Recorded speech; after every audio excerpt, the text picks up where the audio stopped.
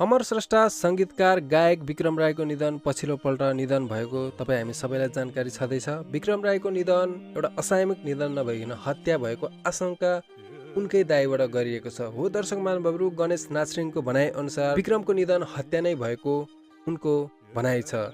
उनीसँग प्राप्त प्रमाणहरू छन्, सीसीटीभी फुटेजहरू आधार छन्, तर पनि प्रहरीले केस भने उजुरी लिन मानेको छैन।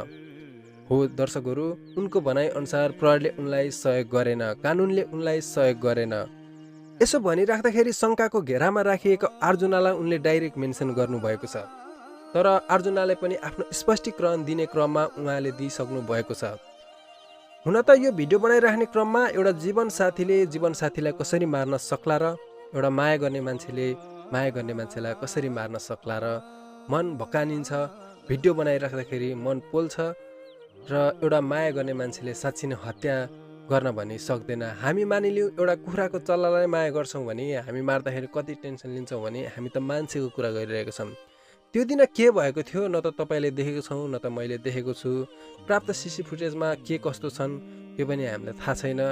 यदि प्रहरीले अनुसन्धान गरेर हत्या नै भएको हो भने हत्याराले कडाभन्दा कडा सजाय त पाउनुपर्छ। र विक्रम र अर्जुना उनीहरू श्रीमान श्रीमती कानुनी रूपमा नभए पनि उनीहरू जे होस् श्रीमान श्रीमतीकै भूमिकामा बाँधिएर बस्नु भएको थियो। र अर्जुनाको भनाइ अनुसार त्यो दिन बियर धेरै सेवन गरेको हुनाले र लोकल रक्सीदेखि लिएर हुक्कामा दुधसम्म हालेर विक्रमले सेवन गर्नुभएको रहेछ। त्यसपछि विक्रम राईसँग हल्का डिसेस पनि त्यो दिन अर्जुनाको परेको रहेछ। दुईजनाको अलिअलि डिसेस पनि परिरहेको र अनि घटनामा अब के कस्तो भएको छ त्यहाँभन्दा अगाडि त न तपाईँले हामीले देखेको छौँ विक्रम राईको निधन भयो भनेर मात्रै हामीले सुनेको हो। यो घटनामा तपाईँ न अगाडि हुनुहुन्छ, म न अगाडि थिएँ। यद्यपि नेपाली गीत सङ्गीतको तारा एउटा तार अस्थायी रहँदाखेरि हत्या भएको हो भने सबैले न्यायको लागि आवाज उठाउनु पर्छ।